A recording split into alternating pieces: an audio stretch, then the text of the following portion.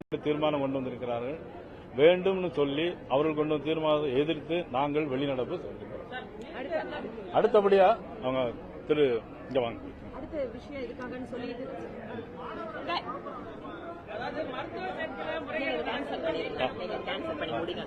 மருத்துவத்துறையில முறைகேடு நடக்குது. அந்த சேர்க்கையில நீட் தேர்வு பண்ணுது. இப்ப நீட் தேர்வுல முறைகேடு இருக்கும்போது அது மாணவர்களை வந்து குழப்பாதான். அதாவது என்னன்னா, நீ கேட்க நல்ல கேள்வி இது. அதாவது இந்த நீட் தேர்வு ஆரம்பிச்சு எத்தனை வருஷம் ஆச்சு? இதுவரையில் எந்த விதமான குளறுபடியும் கிடையாது.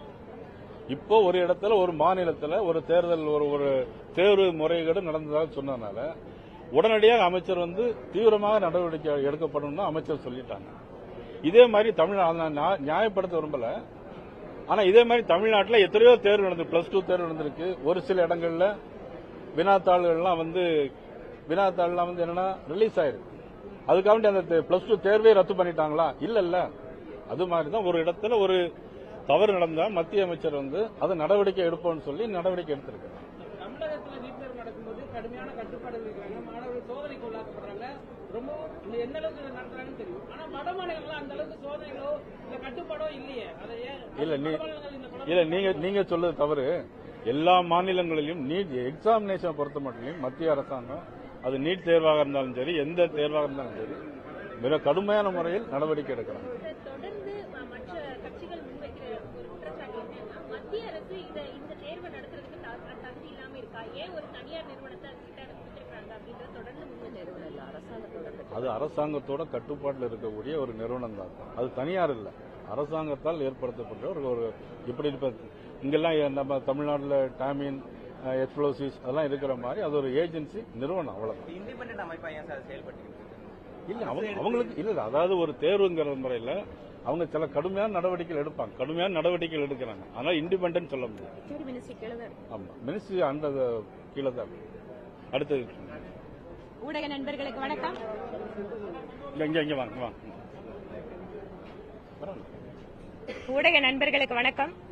நீட் தேர்வு தொடர்பான மாண்புமிகு முதலமைச்சரோட தீர்மானத்துக்கு என்ன விளக்கம் வந்து பாரதிய ஜனதா கட்சி சார்பில் கொடுக்கணுமோ அதை அண்ணன் திரு நயினா நாகேந்திரன் அவர்கள் இங்க குறிப்பிட்டார். இது இல்லாமல் நாங்க நேற்று மாலை கவன ஈர்ப்பு தீர்மானத்தையும் கொடுத்திருந்தோம். இன்று செய்தித்தாள்கள் எல்லாம் வந்திருக்கு. இது தொடர்பான விஷயங்கள் கடந்த 4-5 மாதங்களாக வந்துட்டு இருக்கு. தமிழகத்தினுடைய இயற்கை வளம் மணல் கொள்ளை எப்படி நடந்துட்டு இருக்கு அப்படின்னு. இது ஏதோ ஒரு சில இடங்கள்ல ஒரு சிலர் ரிப்போர்ட் பண்ணாங்க, இல்ல அவங்களோட குற்றச்சாட்டு சொன்னாங்க அப்படிங்கிற மாதிரி இல்ல. அறிவியல் ரீதியாக இதை ஆராய்ந்து தமிழகத்தில் 4700 கோடி ரூபாய் அளவிற்கு தமிழக மக்களுடைய வளம் கொள்ளையடிக்கப்பட்டிருப்பதாக அமலாக்கத்துறை அதிகாரிகள் மாநிலத்தினுடைய டிஜிபிக்கு கடிதம் எழுதியிருக்காங்க. இது தொடர்பாக விவாதிக்க வேண்டும், தமிழக அரசு இதற்கு பதிலளிக்க வேண்டும் என்று நேற்று மாலை கவன ஈர்ப்பு தீர்மானம் கொடுத்தோம். ஆனால் இன்று அதை விவாதத்துக்கு எடுத்துக் கொள்வதற்கு சட்டப்பேரவைத் தலைவர் அனுமதி அளிக்க மறுத்துவிட்டார்.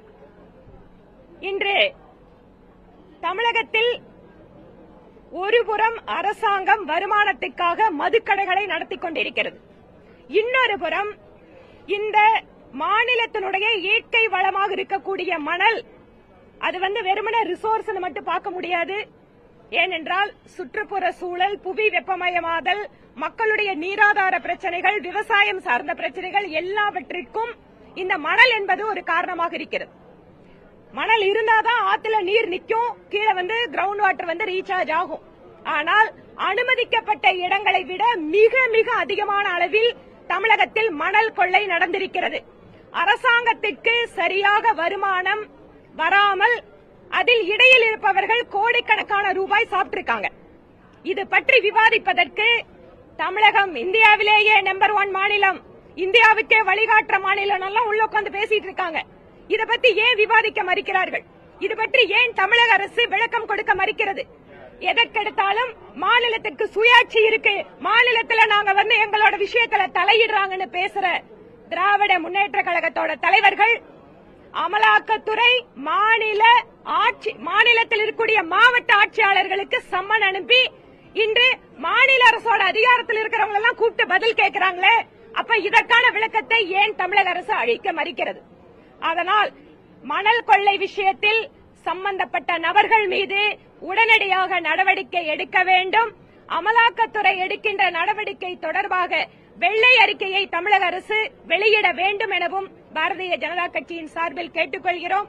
இன்றைக்கு நீர்வளத்துறை சார்பாக எல்லா சட்டமன்ற உறுப்பினர்களுக்கும் ஒரு அழகான கப்பு கொடுத்திருக்காங்க. ஒரு கப்பு கொடுத்திருக்காங்க, தெரியுதுங்களா? ஒரு காலி கப்பு கொடுத்திருக்காங்க. தமிழக அரசுக்கு நாங்கள் கோரிக்கை வைக்கிறோம், வரக்கூடிய காலத்துல இந்த கப்புல மணல் நிரப்பி நம்மோட வருங்கால தலைமுறைக்கு இதுதான் மணல்ல காட்டாம இருக்கிற சூழலை தமிழக அரசு ஏற்படுத்த வேண்டும் எனவும் கோரிக்கை வைக்கிறோம்.